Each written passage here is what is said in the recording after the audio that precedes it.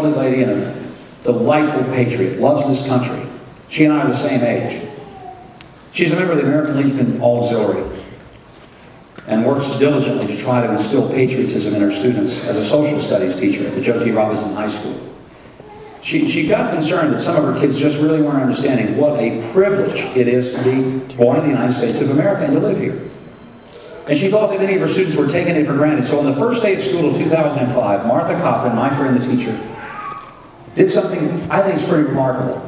On the first day of school, she took all the school desks out of her classroom, every last one of them. Kids walked into first period and there were no desks in the room. Empty. They came in, looked around and said, "Miss Coffin, where's our desk?" She said, "You don't get a desk in my class until you tell me how you earn it." They thought that was rather bizarre, and they said, "Well, I guess you want us to make good grades." She says, "Well, yeah, you ought to make good grades, all right, but that's not going to get you a desk." And they said, "Well, we have to behave." She said, "Oh, you will behave in my classroom." Knowing Martha, that's the truth. But she said, "That's not going to get you a desk either." And they couldn't figure it out, so second period comes and third period and all through the entire morning, and nobody figures it out. But by noon, kids had gotten on their cell phones and called their parents, and by noon, 4 network affiliate television stations were all out at the school to find out about this teacher that had flipped out, lost her mind, and taken the desk out of the room. Still nobody figured it out. Last period of the day, kids come in, they sit on the floor, stand against the walls. Martha said, "It doesn't look like you're going to understand or figure this out." So she walked over to the door and she opened the door and she motioned, and when she did, 27 veterans walked into that classroom. Every one of them walked in carrying school desks. And as they put those school desks in a row, Martha said, "Guys, you don't have to earn your desk, because these guys, they already did."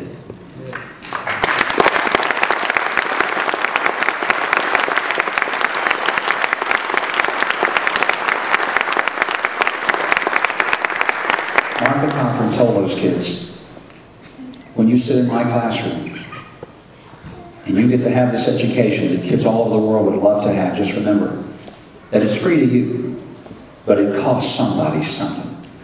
It cost these guys a lot, and it cost some of their friends their very lives. That's why they couldn't be with them today." And she says, "Don't ever sit here when we give you those books and we don't charge you for them, and we teach you and we don't charge you for that. Don't ever forget that your freedom came with a mighty high price for some folks." Ladies and gentlemen, I not only want to forget where I came from, but I never ever want to forget how precious our freedom is. And I never want to forget the people who gave it to us. And if you give me the chance to be your president by going out next Thursday and standing your ground and voting for me, I'll give you my very best. And I'll try to make you proud of the vote you made. And I'll tell you something. If we win that caucus next Thursday, do you realize that it will be a seismic event on the political Richter scale? Because most people say that if you're outspent 20 to 1, there is no way you can win an election like that. I'd love for the people of Iowa to really just make a mess of conventional wisdom when it comes to politics next Thursday.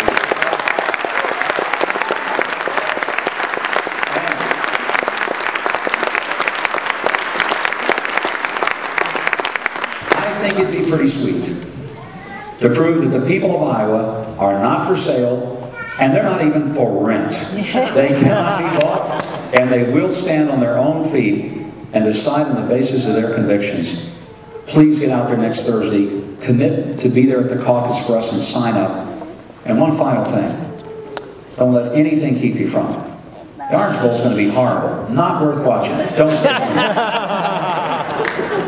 If there's 6 feet of snow, just shovel it in your neighbor's driveway. He's probably a Democrat, going to go the other way. And if you've got some friend that says, "I'm not voting for Huckabee," just give him a call that night and tell him the caucuses have been moved to March. And you get them down to the caucus as quick as you can. And if you have somebody that says, "Well, I would vote for Huckabee, but I just don't know for sure that I could go and then go pick them up," and if they're reluctant to go to the caucus at all, call them and say, "My wife and I have been talking. We'd like to take you guys out to dinner." Pull over to their house about 6:30, honk the horn, and when they get in the back seat, toss them a bologna sandwich and say, "Eat quick, caucus starts in 30 minutes." Now, if you find a better way to get out there next Thursday and get it done, that's fine with me. but I hope to see you on caucus night. I want to say thank you for this magnificent turnout tonight, for your enthusiasm, for your support, for your prayers, which have meant more to me than you could ever possibly know. Thank you, folks, tonight. God bless you.